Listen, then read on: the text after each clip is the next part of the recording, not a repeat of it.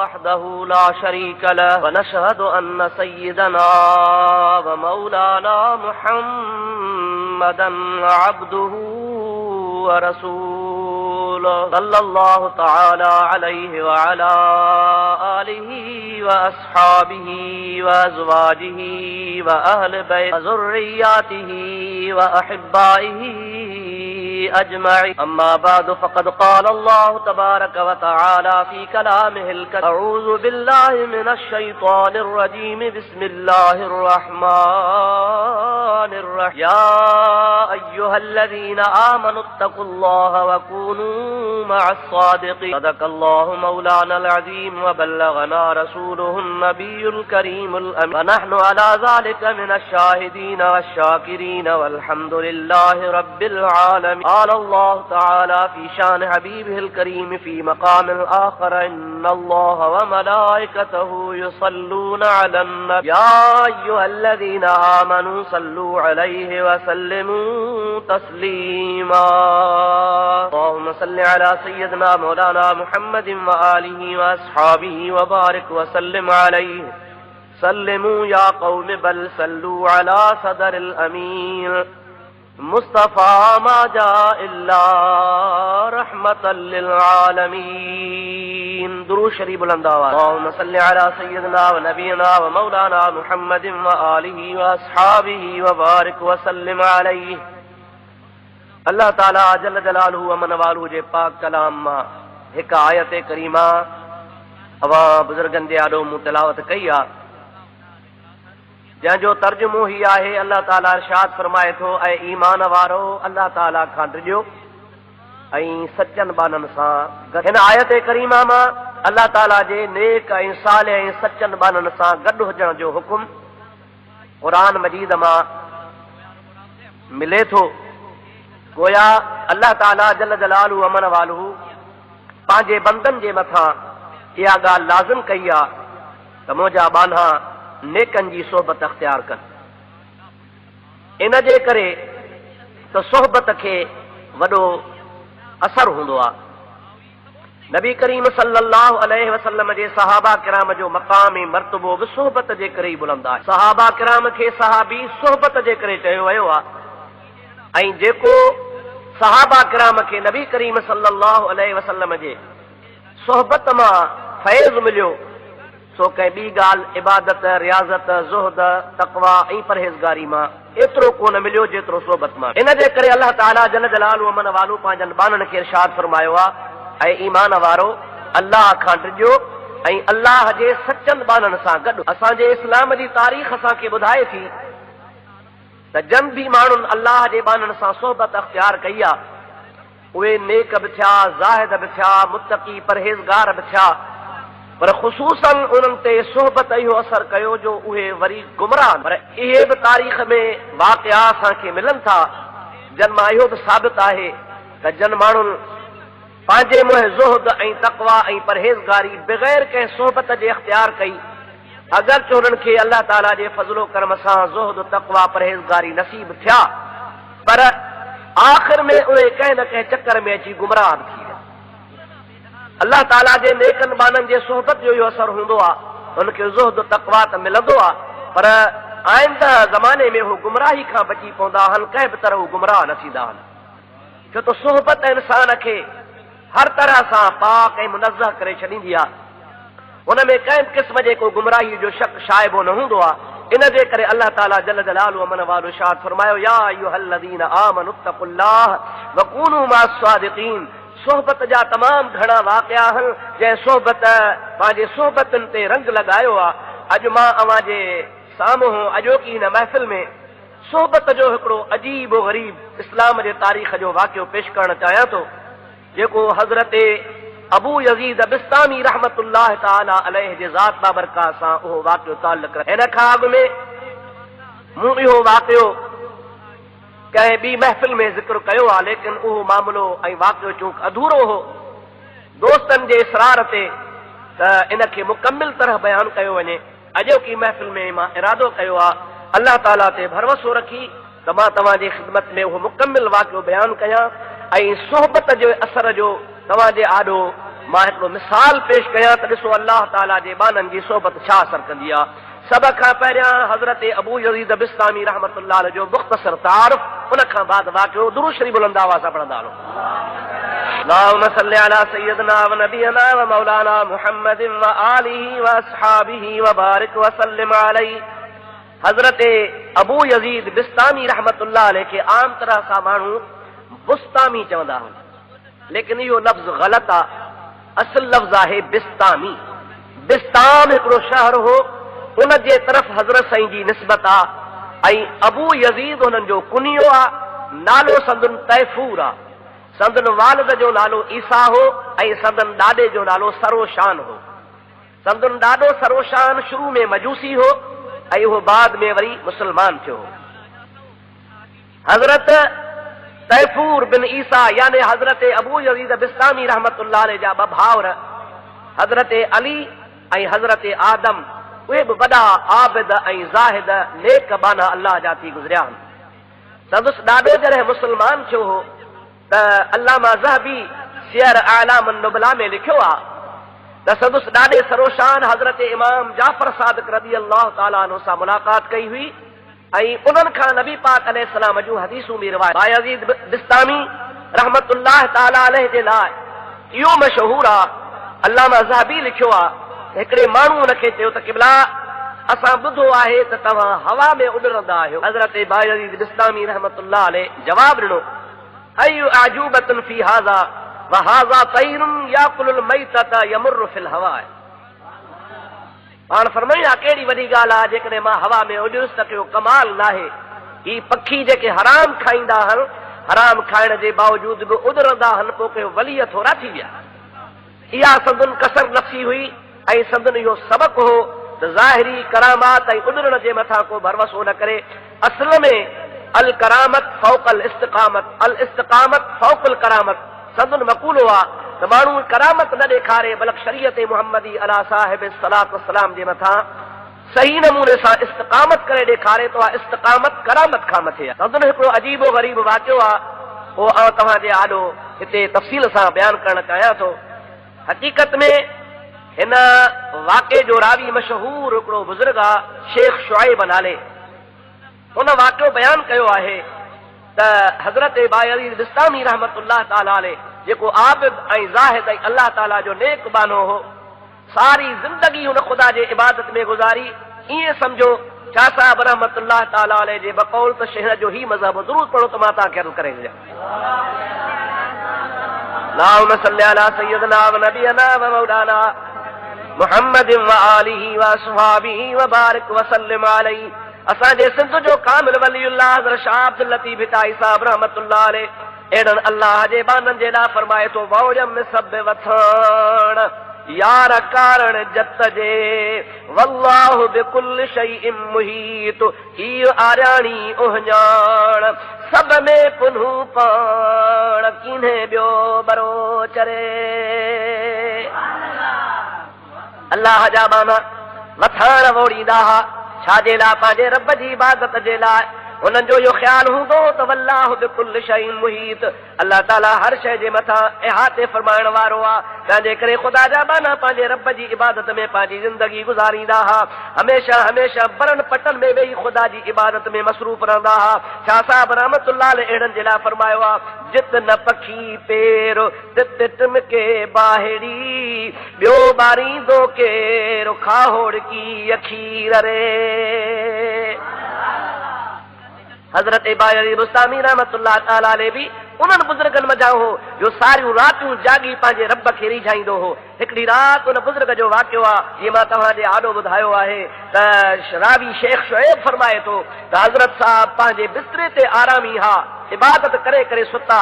राति जे टाइम ते यानी निंड खे न आई, इबादत करण खां बाद आरामी थिया। खेनि ख़ुदा जे ज़ात बाबरकात वटां इल्हाम थियो। इल्हाम इहो मसइलो सम्झण जहिड़ो आहे त नबियनि जे तरफ़ वही ईंदो आहे, अल्लाह जे बाननि खे इल्हाम थींदो आहे। अल्लाह जे बाननि जे लाइ इल्हाम उन्हनि जे लाइ हुज्जत आहे। जेकॾहिं शरीयत मुहम्मदी अला साहिब सलात वसलाम जे ख़िलाफ़ नाहे त ॿियनि जे लाइ बि हुज्जत आहे। लेकिन वही उहो त अल्लाह जो हुअ ई कलाम आहे जेको नबियनि ते नाज़िल थींदो आहे, हर हिक जे मथां नाज़िल आहे। अल्लाह ताला जा नेक सालिह बाना इल्हाम ज़रिए बि हिदायत हासिल कंदा आहिनि। हज़रत बायज़ीद बुस्तामी रहमतुल्लाह ताला अलैहि खे रात जो इल्हाम थियो आहे, ओ बायज़ीद बुस्तामी तूं मुंहिंजो ख़ासि नेक बानो आहे, तुंहिंजे भर में हिकिड़ो शहरा जे शहर जो नालो आहे शमआन। उन शमआन शहर में सुभाणे ॾींहं जो हज़ारनि जे तादाद में यहूदी गॾु थींदा। सुभाणे हुननि जे ईद जो ॾिहाड़ो आहे। ऐं प्यारा बायज़ीद बिस्तामी रहमतुल्लाह अलैहि, अल्लाह ताला अमर थो फरमाए तूं सुभाणे वञ हुननि जे ईदगाह में हुननि सां वञी शरीक। हज़रत बिस्तामी साहब रहमतुल्लाह अलैहि खे जाग थी पई ऐं दिल में सोचई ही कहिड़ो इल्हाम आहे, कहिड़ो आवाज़ आहे। मुस्लमान शमआन जे शहर में यहूदनि जे ईद जे ॾिहाड़े उन सां गॾिजी वञी उनमें शरीक थिया। ख़बर नाहे को मुंहिंजे मथां गज़ब इलाही नाज़िल थियो आहे, रब मूंखां नाराज़ थियो आहे। अल्लाह ताला जी ज़ात बाबरकात मूंखे पंहिंजे बाननि मां कढी करे महाज़ अल्लाह यहूदनि ॾे थो मोकिले पियो। ॾाढो उनखे ॾुख थियो आहे। ॾुख हमेशह उनखे थींदो आहे जंहिंखे क़दुरु हूंदो आहे।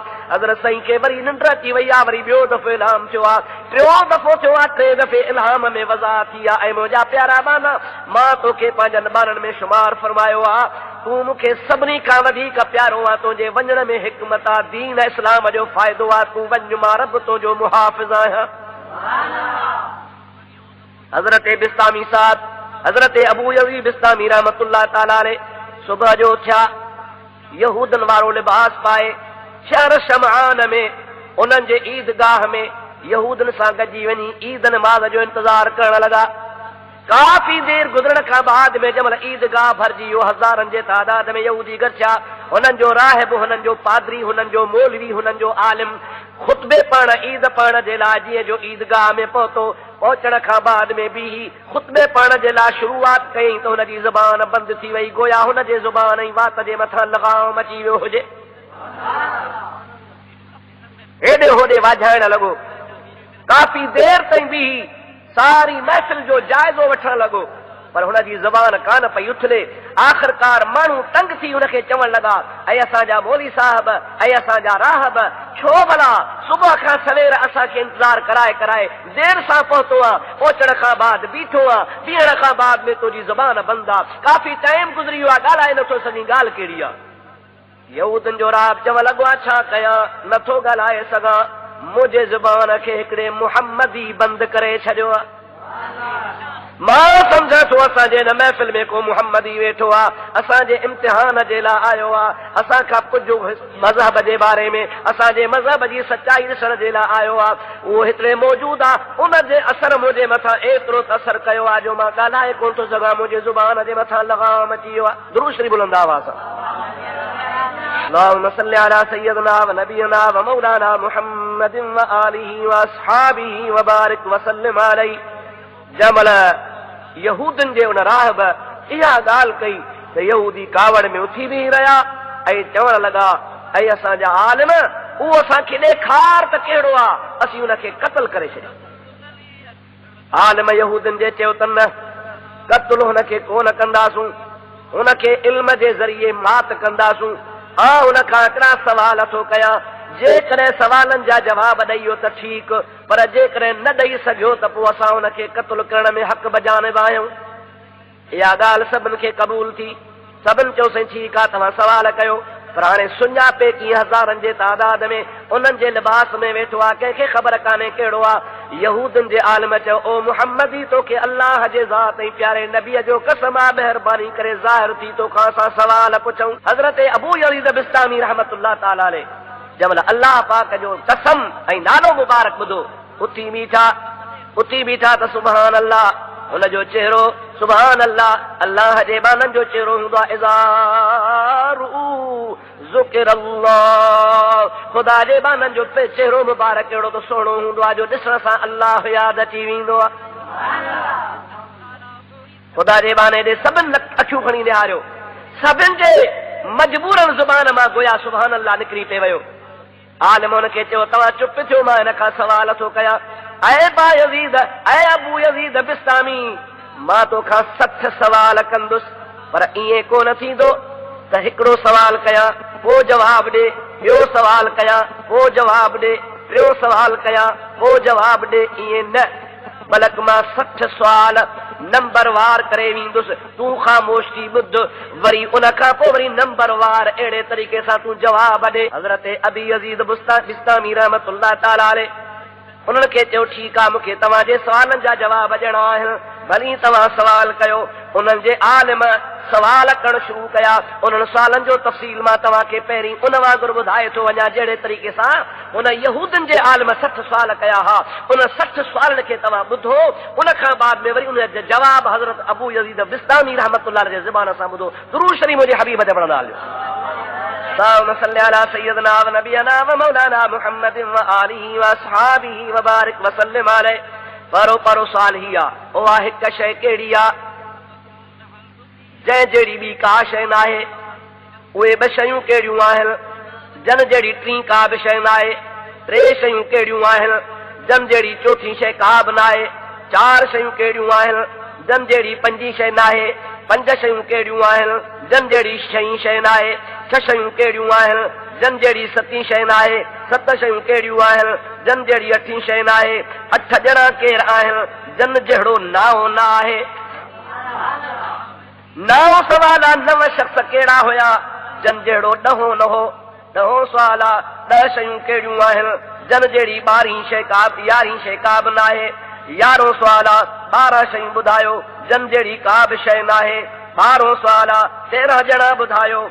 13 सवाल उहा कूड़ी क़ौम ॿुधायो जेका कूड़ हणण जे बावजूद जन्नत में वेंदी। 14 सवाल सच खे मञीदड़ क़ौम उहा कहिड़ी आहे जेका सच ॻाल्हाइण जे बावजूद बि दोज़ख में वेंदी। 15 सवाल जिस्म अंदर रूह कहिड़े हंधि रहे थो, जिस्म में रूह जे रहण जो हंधि ई जाइ ॿुधायो। 16 सवाल ज़ारियात ज़रवन जी माना छा आहे।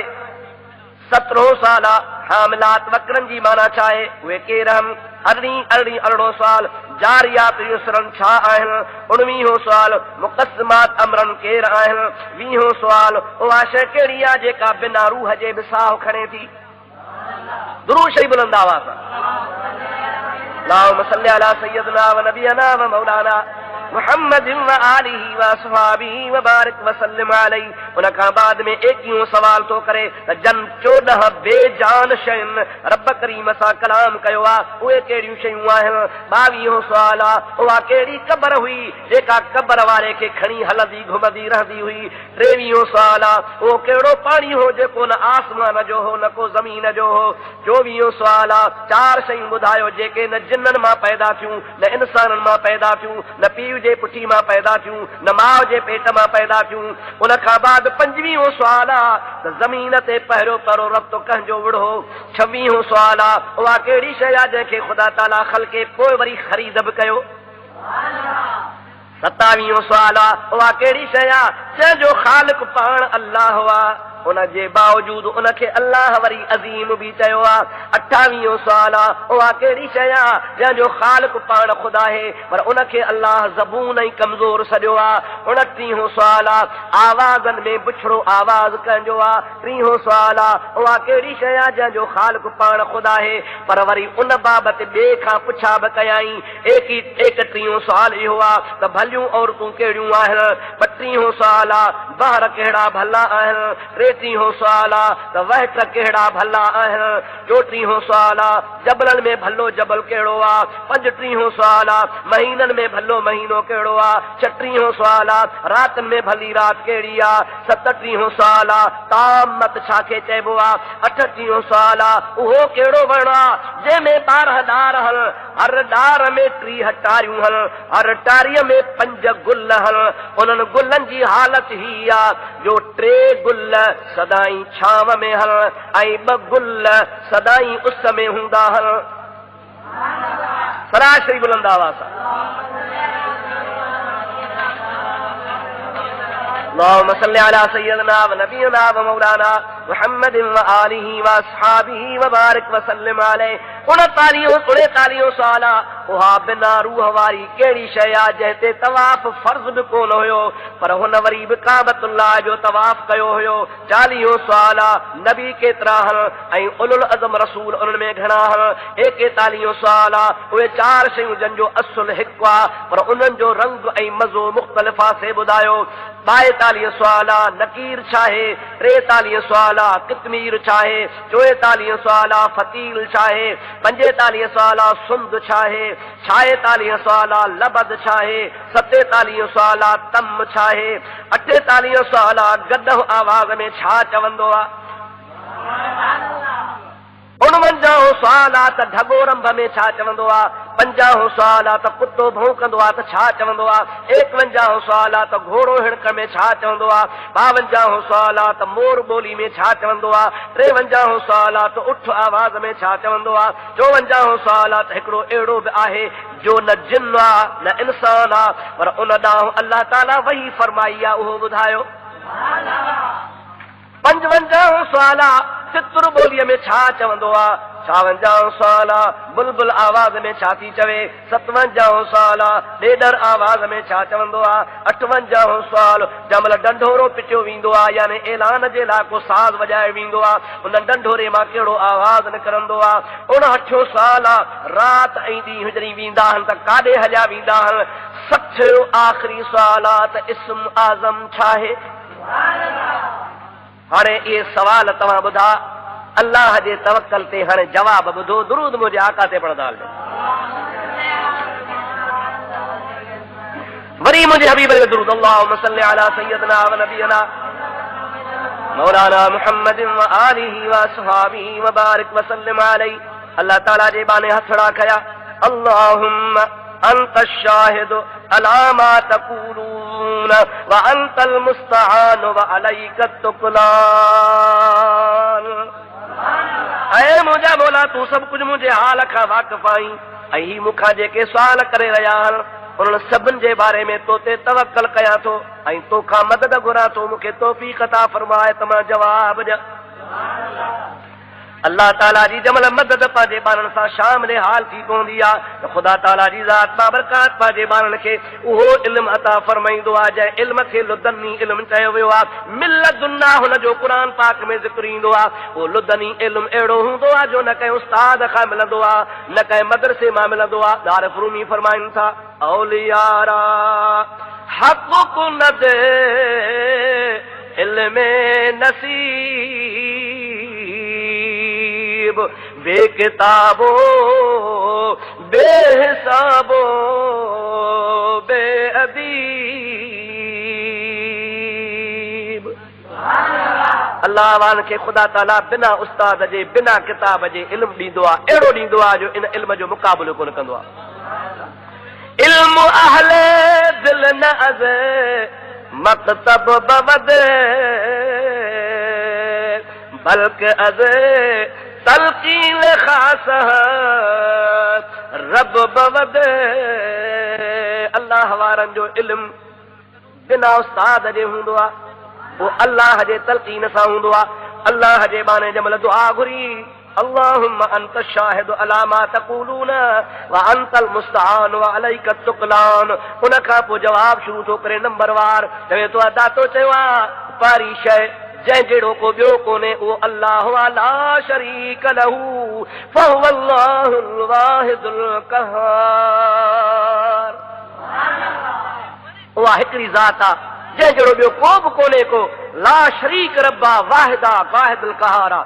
ॿिए नंबर में ॿियो साल जो जवाब ई आहे तो चयो ॿ शयूं कहिड़ियूं आहिनि जंहिं जहिड़ी टी शइ का बि कान्हे। उहे ॿ शयूं आहिनि, हिकिड़ो ॾींहुं त ॿी राति। ॾींहुं राति जहिड़ो टियों आहे ई कोन को। टियों साल तो कयो त टे शयूं जन जहिड़ी चौथी शइ का बि कान्हे से कहिड़ियूं। उहे टे शयूं हिकिड़ो अर्श आहे, ॿियो कुर्सी आहे, त टियों कलम आहे।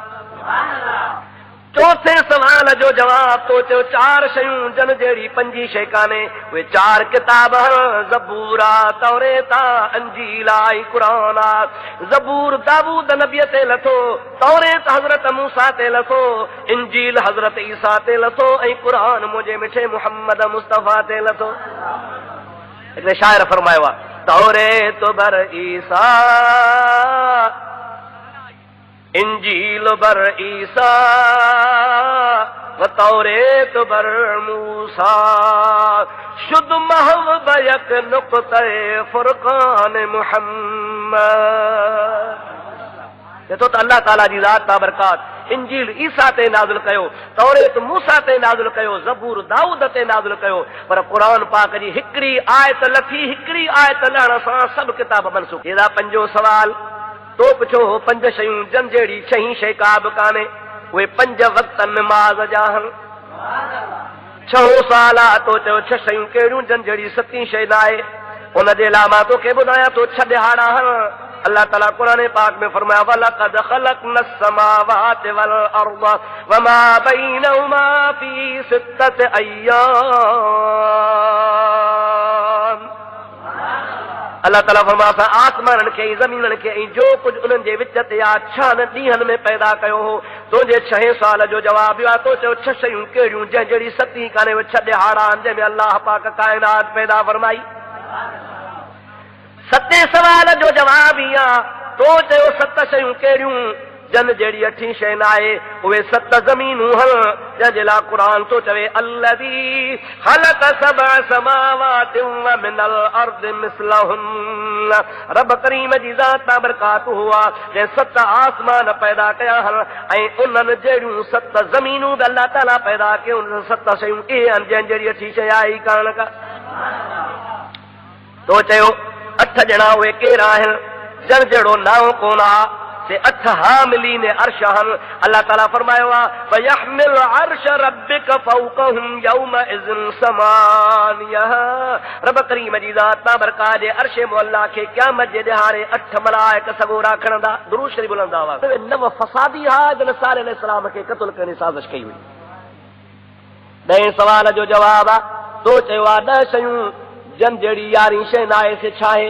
असल में मसइलो ही आहे त जेकॾहिं को उम्रो ऐं हज गॾु अदा कंदो आहे त पहिरीं उम्रो उन खां बाद में हज, उनजे मथां क़ुर्बानी लाज़िम थी पवंदी आहे। पर जेकॾहिं हू क़ुर्बानी नथो करे सघे, हुनजो हाल ग़रीबी आहे, त अहिड़े शख़्स जे लाइ क़ुरान पाक सहूलत कई आहे त तूं 3 रोज़ा अय्यामुल हज में रख ऐं 7 रोज़ा वापसि अची पंहिंजे घर रख। इहे 10 रोज़ा आहिनि। हाणे हे पुछे थो त 10 शयूं कहिड़ियूं जन जहिड़ी 11 शइ न आहे। ही जवाब तो दे फसियाम सलासत अय्यामिन फिल हज व सबअतिन इज़ा रजअतुम तिलका शरतुन कामिला। ये 10 शयूं 10 रोज़ा आहिनि जंहिं जहिड़ी 11 शइ आहे ई कान का। दुरूद शरीफ बुलंद आवाज़ अल्लाहुम्मा सल्लि अला सय्यिदिना व मौलाना मुहम्मदिन व आलिहि व असहाबिहि व बारिक वसल्लम। 11 सवाल में न पुछो आहे त 12 महीना 12 शयूं ॿुधायो जन जहिड़ी का बि शइ न आहे। 12 शयूं ॿुधायो जन जहिड़ी का बि शइ न आहे। जवाब तो ॾे इन इद्दत शुहूर इंदल्लाहि 12 शहरन फी किताबिल्लाह। 12 शयूं जन जहिड़ी का बि शइ कान्हे का। 12 महीना जन जो अल्लाह ताला जी ज़ात बाबरकात कलाम मजीद में ज़िक्र फरमायो आहे त तव्हां इन महीननि जे ज़रिए पंहिंजी मुंदूं मौसमूं शुमार कंदा हो। 13 सवाल हिन शख़्स कयो हो, 12 सवाल हिन शख़्स जो कयो हो त 13 ॼणा ॿुधायो उहे 13 ॼणा कहिड़ा आहिनि। सवालनि में मुगालतो त कोन थियो आहे न। 11 सवाल थी विया, हाणे 12 सवाल। 12 सवाल में छा त 13 ॼणा ॿुधायो उहे 13 कहिड़ा। अल्लाह ताला जल जलालहू अमन वालू कलाम पाक में हज़रत यूसुफ अलैहिस्सलाम जो किस्सो ज़िक्र कयो आहे। अल्लाह जो नबी फरमाए थो इन्नी रअयतु 11 कौकबन वश्शम्स वल क़मर रअयतुहुम ली साजिदीन।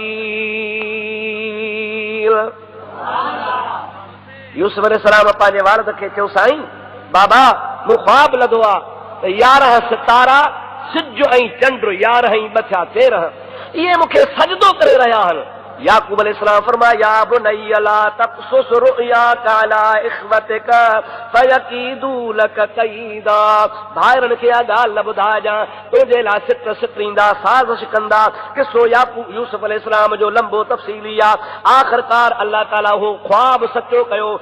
अगरचे यूसुफ अलैहिस्सलाम खे खूह में फिटो कयूं, विकामी वियो, मिस्र में जेल में पियो, वरी बादशाह थियो, वरी बादशाही खां पोइ वापसि आयो त उन ख्वाब जो ताबीर थियो जो उहे 11 भाउर ॿार हो पीउ ऐं 13 संदुसि मासी, छो त माउ संदुसि वफ़ात करे वई। अल्लाह पाक जल जलालु अमन वारो ख्वाब सचो करायो जो यूसुफ अलैहिस्सलाम तख़्त ते वेठो, 13 उनखे सजदो ताज़ीम जो कयो। सुवाल हो त 13 कहिड़ा हल? उहे 13 उहे आ जन यूसुफ अलैहिस्सलाम खे सजदो कयो। मुजादा उन खां पोइ 14 सुवाल आहे, उहा क़ौम कहिड़ी आहे जंहिं कूड़ ॻाल्हायो पर कूड़ ॻाल्हाइण जे बावजूद बि जन्नत में वेंदा? जो जवाब इहा त उहा कूड़ी क़ौम जेका जन्नत में वेंदी से यूसुफ अलैहिस्सलाम जा भाउ रहा जन याकूब अलैहिस्सलाम सां कूड़ ॻाल्हायो हो। ओ बाबा अकल हुज़ेब, असांजे भाउ खे बघड़ खाई वियो आहे, हालांकि पाण खूह में फिटो करे आया हा, बघड़ कोन खाधो पर कूड़ ॻाल्हायूं, पर वरी तौबा ताब थिया, अल्लाह ताला जी ज़ात मां बरकात राज़ी थियो, उनखे वरी जन्नत नसीब फरमायई। इन सुवाल जो जवाब आहे त कूड़ ॻाल्हाइण वारी क़ौम कूड़ ॻाल्हाइण जे बावजूद बि जन्नत में वेंदासीं, यूसुफ अलैहिस्सलाम जा भाउ रहल। 14 सवाल तो कयो त जंहिं क़ौम सच खे मञियो पर सच मञण जे बावजूद बि दोज़ख में वेंदी, बावजूद बि जन्नत में वेंदासीं, यूसुफ अलैहिस्सलाम जा भाउ रहल। 14 सवाल तो कयो त जंहिं क़ौम सच खे मञियो पर सच मञण जे बावजूद बि दोज़ख में वेंदी, आहे क़ौम कहिड़ी आहे? इन जो जवाब इहा त सच खे मञींदड़ क़ौम उहा दोज़ख में जेका वेंदी उहे यहूदी ऐं नसारा आहिनि। कीअं? हुननि मूसा ईसा खे अल्लाह जो सचो नबी मञियो पे, यानी सच मञूं, हज़रत मूसा बि सचो आहे, हज़रत ईसा बि सचो आहे, ॿिन्ही नबियनि खे सच मञूं, सच मञण जे बावजूद पर रसूलुल्लाह ते ईमान कोन आंदो, इन जे करे दोज़ख में वेंदा। माना क़ौम अहिड़ी जंहिं सच त ॻाल्हायो पर सच ॻाल्हाइण जे बावजूद दोज़ख में वेंदा। माना कीअं? हुन नबियनि खे अॻियनि खे सचो चयो पर रसूलुल्लाह खे सचो कोन चयो, इन जे करे जो सच कम वारो कोन थियो। दुरूद बुलंद आवाज़ पढ़ंदा अल्लाहुम्मा सल्लि अला सय्यिदना व नबियना व मौलाना मुहम्मदिन व आलिहि व सहाबिहि व बारिक व सल्लिम अलैहि। 15 सवाल हुन सवाल कयो त जिस्म में रूह कहिड़े हंधि रहंदो आहे, उनजी जाइ ॿुधायो। अल्लाह जे बाने हज़रत अबू यज़ीद बिस्तामी रहमतुल्लाह अलैहि फरमायो त रूह जे रहण जी जाइ जिस्म में कन जे भर सां आहे। कन जे भर में ख़ासि मक़ाम आहे जंहिं जाइ ते रूह रहंदो आहे। अल्लाह तबारक व तआला जल जलालु मन वालू रूह जो तालुक़ सॼे जिस्म सां कयो आहे, पर हुन जे रहण जी ख़ासि जॻह जेका आहे कन जे भर में आहे। 16 सवाल आहे तो चयो ज़ारियात ज़रवन छा खे चइजे? इन जो जवाब इहा त भलियूं भलियूं हवाऊं जेके चइनी तरफ़नि खां घुलंदियूं आहिनि, इन्हनि खे अल्लाह जे पाक ज़ात में पाक कलाम में ज़ारियात ज़रवन चयो वियो आहे। तो सवाल 17 कयो त हामिलात वक़रन छा खे चइजे? इन जी माना छा आहे? हामिलात वक़रन मज़ा मुराद ककर आहिनि, ककर जेके बारिश खणी ईंदा आहिनि ऐं मुल्क जे मथां वसाईंदा आहिनि। तो सवाल कयो 18 त जारियात युसरन छा आहिनि? इन जो जवाब इहा त जारियात युसरन मज़ा ॿेड़ियूं आहिनि जेके माण्हुनि जा भार खणंदियूं आहिनि, माण्हू आसानी सां पंहिंजा भार खणी परे परे मक़ामात ते समुंडनि दरियानि जो सफ़र कंदा आहिनि। तो 19 सवाल कयो त मुक़स्सिमात अमरन केर आहिनि? उन जो जवाब आहे मुक़स्सिमात अमरन माना अल्लाह जे मामलात खे तक़सीम करण वारा उहे मलाइक सॻोरा आहिनि जेके तक़सीमूं कंदा आहिनि। सलाह शरीफ बुलंद आवाज़ सां मुंहिंजे प्यारे हबीब ते वरी ॿियो दफ़ो सलाह। अल्लाहुम्मा सल्लि अला सय्यिदना व नबियना व मौलाना मुहम्मदिन व आलिहि व सहाबिहि व बारिक व सल्लिम अलैहि। 20 तो सवाल ही कयो आहे त बिना रूह जे उहा कहिड़ी शइ आहे जेका साहु खणंदी आहे? शइ आहे साहु खणे थी, रूह कोन्हे। हुन जो जवाब ई आहे उहा ज़मीन आहे। हदीसुनि में ईंदो आहे 2 दफ़ा साहु खणंदी आहे, हिकिड़ो दफ़ो सियारे जे मुंद में, ॿियो उन्हारे जे मुंद में। उन खां पोइ 21 सवाल आहे त 14 बेजान शयूं कहिड़ियूं हुयूं, यानी जानदार बि न आहिनि, रब करीम सां ॻाल्हायो हुयऊं, उहे 14 शयूं कहिड़ियूं आहिनि? हुन जो अल्लाह जे बाने जवाब ॾिनो उहे 7 ज़मीनूं ऐं 7 आसमान हा। अल्लाह ताला जो क़ुरान फरमाए फ़क़ाल लहा वलिल अर्दि अतिया तौअन औ करहा क़ालता अतैना ताइईन। अल्लाह ताला जी ज़ात बाबरकात 7 ज़मीननि ऐं 7 आसमान खे फरमायो त ऐं ज़मीनो ऐं आसमानो अवां मजबूरी या ख़ुशी ॿिन्ही हालतुनि में मां अल्लाह जी फर्मा बरदारी कयो। त ॿिन्ही जवाब ॾिनो, रब सां ॻाल्हायूं, अतैना ताइईन, मौला सां तुंहिंजी ताबेदारी करण लाइ तयारु आहियूं। सवाल में त 14 शयूं बेजान कहिड़ियूं आहिनि जन अल्लाह सां कलाम कयो, उहे 7 ज़मीनूं 7 आसमान हा। 22 सवाल आहे उहा कहिड़ी क़बर हुई जेका कब्र वारे खे खणी हलंदी रही आहे। कब्र में हमराह हुआ पर उनखे कब्र खयो घुमंदी वटे। जवाब न जो हुआ उहा कब्र मां मुराद मच्छी आ। कहिड़ी मच्छी? जेका यूनुस अलैहिस्सलाम जो हुनजे पेट में वियो हो। गोया मच्छीअ जो पेट यूनुस अलैहिस्सलाम जे लाइ कब्र हो, कब्र जे अंदर हुयो पर मच्छी समुंड जो सैर कंदी घुमंदी पे। 23 साल आओ पाणी कहिड़ो आ जेको न आसमान जो हो न को ज़मीन जो हो। जवाब मिलियो 23 साल जो जवाब इहा त उहो पाणी आसमान जो बि न हो, ज़मीन जो बि न हो। हज़रत बीबी बल्कीस रज़ी अल्लाह ताला अन्हा घोड़नि जो पघर शीशे में गॾु करे सुलेमान अलैहिस्सलाम ॾांहुं मोकिलियो हो। अल्लाह जे नबी खे चई न को ज़मीन जो आहे न को आसमान जो आहे, ॿुधाए ख़ुदा जो नबी ॿुधायो त घोड़नि जो पघर मूं ॾांहुं मोकिलियो थी। 24 साल 4 शयूं ॿुधायो जेके न जिन्ननि मां पैदा थियूं न इंसाननि मां पैदा थियूं न पीउ जे पुठी मां पैदा थियूं न को माउ जे पेट मां पैदा थियूं।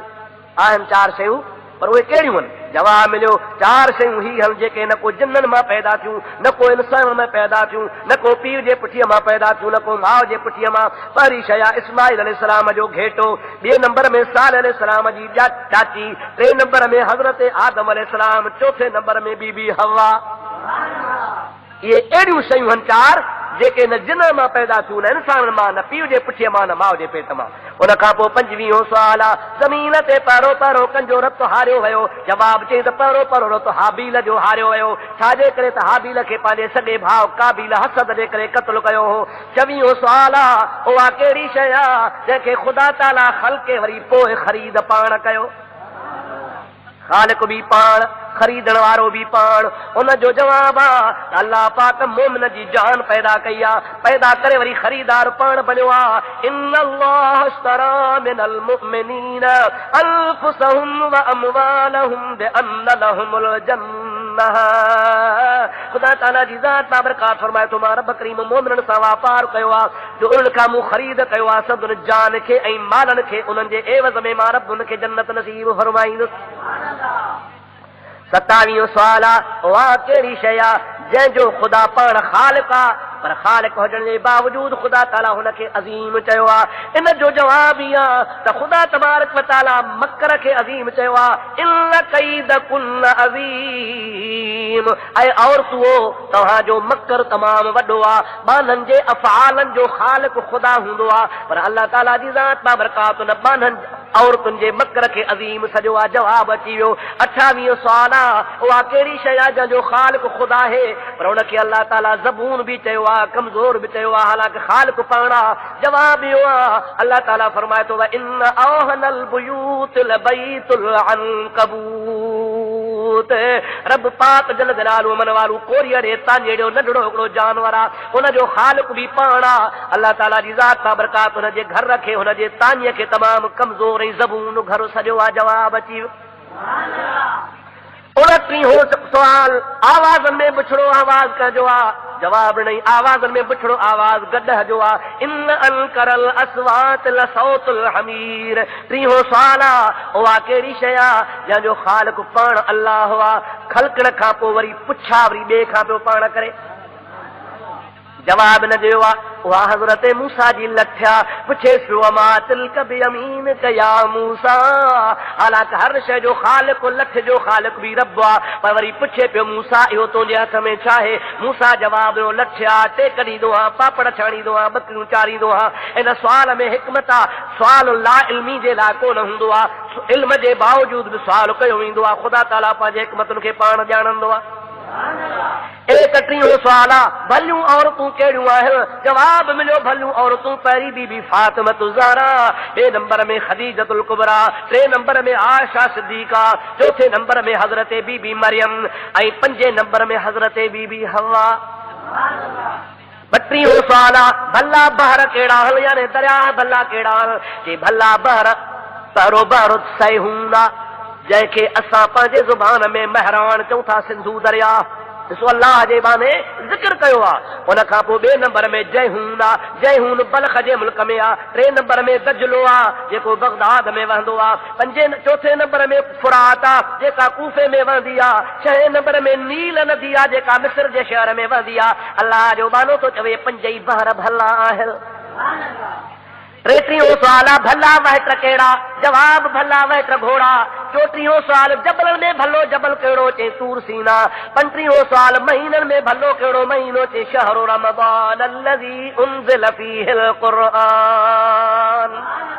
सभिनी महीननि में भलो महीनो रमज़ान जो आहे जंहिंमें क़ुरान लथो आहे। 60 साल रातनि में भली रात कहिड़ी आहे, जवाब भली रातनि में रात लैलतुल क़द्र। इन्ना अंज़लनाहु फ़ी लैलतिल क़द्र वमा अदराक मा लैलतुल क़द्र। लैलतुल क़द्र ख़ैरुम मिन अल्फ़ शहर, जेका 1000 महीननि खां भली रात आहे।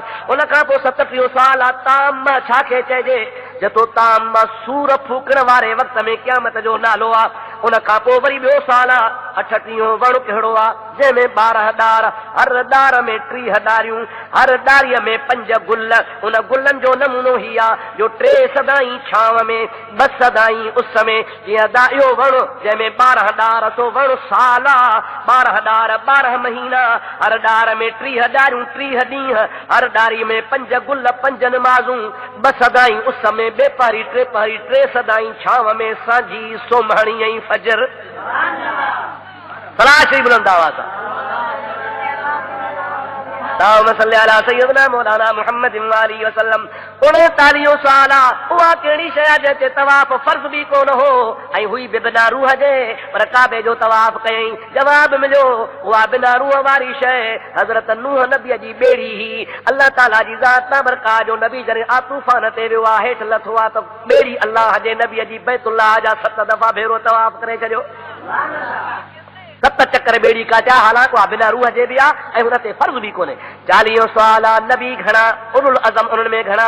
जवाब ॾिनी त अंबिया सभु 1.25 लख आहिनि, पर उलुल अज़म सभिनि में 313, पर सभिनि जो सरदार मुहम्मद करीम। 41 साल उहे 4 शयूं जंहिंजो असुल हिकु आहे, पर उन्हनि जो रंग मज़ो मुख़्तलिफ़ आहे। कहिड़ियूं आहिनि? जवाब ॾिनई उहे 4 शयूं असुल में हिकु आहिनि, पर रंग मज़ो मुख़्तलिफ़ अथनि। से कहिड़ियूं आहिनि? वात, अखियूं, नक ऐं कन। अखियुनि जो पाणी ॻाढ़ो थींदो आहे, कननि जो पाणी खारो थींदो आहे, नक जो पाणी किनो हूंदो आहे, वात जो पाणी मिठो हूंदो आहे। असुल हिकु आहे, पर चइनी जो मज़ो ऐं रंग मुख़्तलिफ़ आहे। 42 साल नकीर छा आहे? नकीर चइबो आहे खोखड़ीअ जे पुठीअ जे मथां हिकिड़ो गोल नुक़्तो हूंदो आहे, हुनखे नकीर चइबो आहे। 44 साल फतील छा आहे? जवाब ॾेई फतील खोखड़ीअ जे चीर में धागे जे मिसलती शइ हूंदी आहे। 45 साल सुंद छा खे चइजे? जवाब आहे सुंद रुढुनि जे उन खे चइबो आहे। 46 साल लबद छा आहे? जवाब ॾेई लबद बकरनि जे ॾास खे चइबो आहे। 47 साल तम छा आहे? जवाब ॾेई तम अॻियुनि उम्मतनि जे लाइ ज़िक्र अचे थो। 48 साल त गॾो पंहिंजे आवाज़ में छा चवंदो आहे? 48 साल जो जवाब ही आहे त गॾो जे वक़्त में शैतान खे ॾिसंदो आहे, हुन महिल चवंदो आहे लानल्लाहुल मुस्तआज़ीन, जेके ज़ुल्म सां ढल वसंदा आहिनि, अलाह तन ते लानत करे। ढल टैक्स अॼुकल्ह जो ज़ोरी वारो नाको सभिनी में अची वियो, गॾो बि पिटेनि थो पियो। ओ मुंहिंजा अदा उन खां बाद में 49 साल त ढगो रंभ में छा चवंदो आहे? जवाब इहा त ढगो चवंदो आहे सुब्हानल्लाहि व बिहम्दिही। कुतो भौंक में छा चवंदो आहे? 50 साल जवाब इहो त कुतो पंहिंजे आवाज़ में चवंदो आहे वैलुन लिअहलिन नार मिन गदबिल जब्बार, जेके दोज़खी ख़ुदा जे कावड़ जे करे जहन्नम में वेंदा तन जे लाइ वॾो वैल आहे। 51 साल घोड़ो हिड़क में छा चवंदो आहे? जवाब आहे घोड़ो पंहिंजे आवाज़ में चवंदो आहे सुबहान हाफ़िज़ी इज़ा तफ़तिल अबताल बिल अबताल वस्तातिल रिजाल बिल रिजाल। ओ मुंहिंजा मौला तूं पाक आहे जो तूं मूंखे जंग खां बचायो आहे। जंहिं महिल जंग में मर्द मर्द में मैदान में विढ़ंदा आहिनि, मुंहिंजा ख़ालिक तूं पाक आहे जो तूं मूंखे जंग खां बचाए छॾियो आहे। 52 साल मोर पंहिंजे ॿोलीअ में छा चवंदो आहे? जवाब इहा त चवंदो आहे अर्रहमान अलल अर्श इस्तवा, रब करीम पंहिंजे अर्श ते इस्तक़रार वरितो आहे। 53 साल उठ छा चवंदो आहे? जवाब आहे उठ पंहिंजे आवाज़ में चवंदो आहे हस्बी अल्लाह व कफ़ा बिल्लाहि वकीला। हिकिड़ो अहिड़ो बि आहे जो न जिन आहे न इंसान आहे, पर उन ॾांहुं अल्लाह ताला वही कयो आहे, उहो छा आहे? जवाब ॾिनई बाप 54 साल जो जवाब उहा माखीअ जी मखा व औहा रब्बुका इलन नहल अन तखज़ी मिनल जिबाल बुयूता। रब ताला जी ज़ात बाबरकात माखीअ जी मख ॾे वही करे चवे थो ओ माखीअ जी मख तूं जबलनि में वञी घर बणा। दुरूद मुंहिंजे हबीब ते अल्लाहुम्मा सल्लि अला सय्यदना नबियना मौलाना मुहम्मदिन व आलिहि व सहाबिहि वसल्लम। 55 साल तित्र बोलीअ में छा चवंदो आहे? तित्र बोली में चवंदो आहे सुभान अल्लाह रब्बिल अर्श अम्मा यसिफून। अर्श जो रब पाक आहे, माण्हू हुन जे तरफ़ जेके वसफूं करे निस्बतूं कनि था उन्हनि खां पाक आहे। माण्हू चवंदा अलाह खे पुटनि धीअरनि, तित्र बि चवे थो त रब उन खां पाक आहे। आम तरह माण्हू जेका ख़ुदा जी वसफ बयान कनि था ख़ुदा तंहिंखां पाक आहे। बुलबुल पंहिंजे ॿोलीअ में छा चवंदी आहे? 56 साल बुलबुल चवंदी आहे सुभान अल्लाह हीन तुमसून व हीन तुस्बिहून। रब जी तारीफ़ हमदो सना पाकाई आहे सुबुह बि त शाम बि। ॾेडर पंहिंजे आवाज़ में छा चवंदो आहे? 57 साल ॾेडर वीचारो चवंदो आहे सुभान अल्लाहिल माबूद फिल बरारी वल कफार। मुंहिंजो रब पाक पाक आहे, अहिड़ो रब पाक आहे जो बरनि ऐं बहरनि में झरनि ऐं झंगलनि में रब जी हमद ऐं सना पई हले।